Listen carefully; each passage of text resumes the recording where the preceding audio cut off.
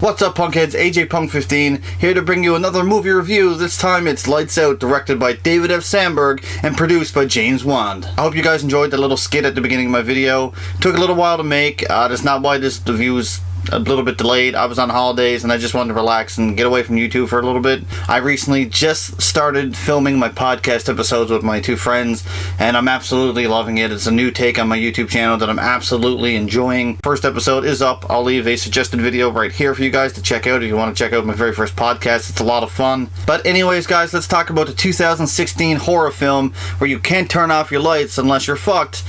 Lights Out. Director of this film, David F. Sandberg, actually made a short film that was posted on YouTube a few years ago and actually went viral. I seen it all over Facebook and Instagram and Twitter. There's this little short film that was like maybe 2 minutes long about this person just switching on and off the light. Funny thing about that is the person who was switching on and off the light in that original video actually has a cameo in this film as well, doing the exact same thing. Thought it was pretty cool.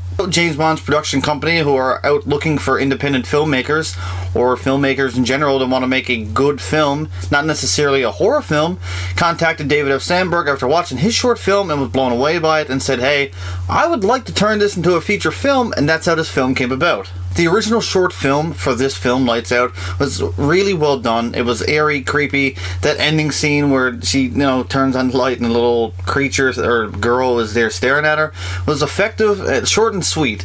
It wasn't over the top, but it was still very creepy when you watch it. You're like, fuck, this would be cool for a real movie. And for the most part, it's probably true that this made a good movie. Seen this film opening weekend and the hype was huge for this film. Everyone was talking about it. Alright, so that part out of the way, let's get into the positives of this film. I'm a huge fan of Teresa Palmer. She's a great actress. I think she doesn't get enough credit in a lot of her movie roles, maybe because the script isn't that great, but she does have the ability to be a good actress in a lot of her movie roles. I really liked her in I Am Number 4 and Warm Bodies. Even though they're not that great movies, she does still give a solid performance, and a lot of other indie films that she's in as well. Her performance is always there, and it's no different from this film itself. Probably my favorite performance of the film itself. Teresa Palmer plays the character of Rebecca. She's this older daughter of this mother and father. She kind of left home, had a bad falling out with her mother after her original father died, and her mother went with another person, another man, who had another kid, and his name is Martin. Martin's played by Gabriel Bateman, and he's probably my biggest negative of this film, is that a lot of horror films lately have been casting really good characters. Like little kids have been giving solid performances. I mean, you look at Stranger Things, the new Netflix TV show, these kids nailed it. But for some reason, nothing against the kid, he just didn't work for me. One point in the film, it was very, very cringeworthy. He was just, I don't want to spoil it for you guys, but when you're watching it, you're just like, they should have picked someone else, maybe. Boyfriend character played by Alexander Deperja. He played Brett in the film. He was absolutely great. He's your stereotypical horror film boyfriend.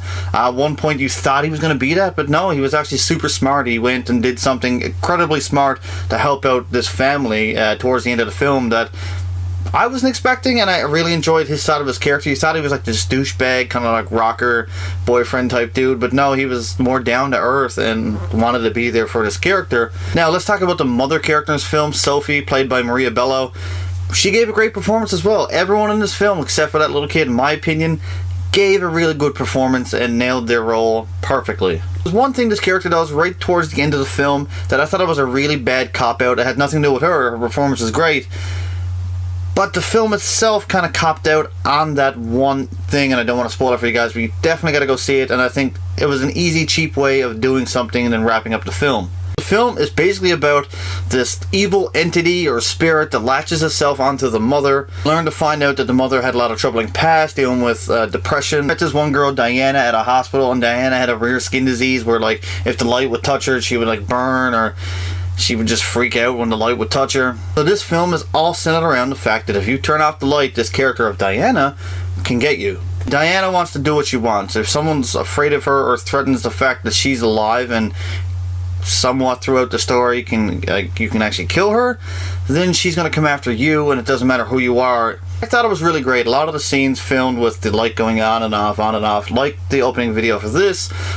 I know for a fact that it takes a lot of editing and a lot of shooting and a lot of arranging the scenes in a certain way to get it to fit. For such a small film of this magnitude, with a little bit of a bigger budget and James Wan producing it, I was hoping for more of those kind of scenes where you can see the person, the light goes off and you're still in the frame, light comes back on, stuff like that, like I did in my little opening video. I think they're more effective, especially as you get closer as you're doing that, and I really enjoyed those aspects of the film, but they didn't utilize those enough in this film, and that was my biggest negative towards this movie itself, is that they kind of copped out on certain things. I don't know if it was budget or time constraints or what, or script rewrites or something, I'm not really sure, but I think they copped out here and there, and I really wish they didn't, because I love that. There could have been different ways you could have done that, where she's on the ceiling maybe, and you flick the light on and off, she's crawling through the ceiling or something. It could have been done. It's just these little effective scenes that you could have done. There were some, but a lot of the times it was just like the light goes off, she's gone, light goes on. I mean, it's just two different scenes. Why not make the film a little more integral and a little more creative than just your average light on and off and just one person in frame coming at you? It would have been a lot more effective with the two people, or maybe three people, or whatever you're going to do. It's a lot harder to shoot, and it makes the film a little bit more creepy, in my opinion, when someone's still in the frame and this thing's coming at them. That's my biggest gripe of this film, is just that little, almost like a cop-out for not doing as much as they probably could with the creativity of this film. That being said, the script was great. Majority of the performances were absolutely amazing. It was a creepy film. The atmosphere was there. I loved the one scene where Trisha Palmer's character is in bed and the neon lights are flicking in and out, in and out, in and out, and all of a sudden you see this little thing in the doorway and she scratches something to the floor. Very, very effective scene. Very creepy scene. Creative scenes didn't happen all that much, and that's my biggest problem with this film. Being said, I'm going to give Lights Out a 7.5 out of 10. I think it could have been a little bit better for the material that it was and how creative you could have gotten with this film and a different kind of shots and stuff. I think it could have been better.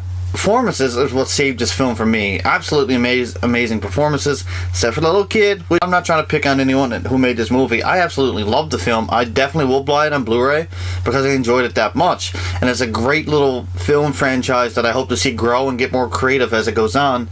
Like I've been saying in this review, I think the possibilities for this series can be endless if you get creative enough with your camera work. Guys, I really hope you enjoyed my review. Stay tuned each week. From now on, I'm going to have my Seymour Films podcast with a few friends up on this channel. As always, take care and stay frosty.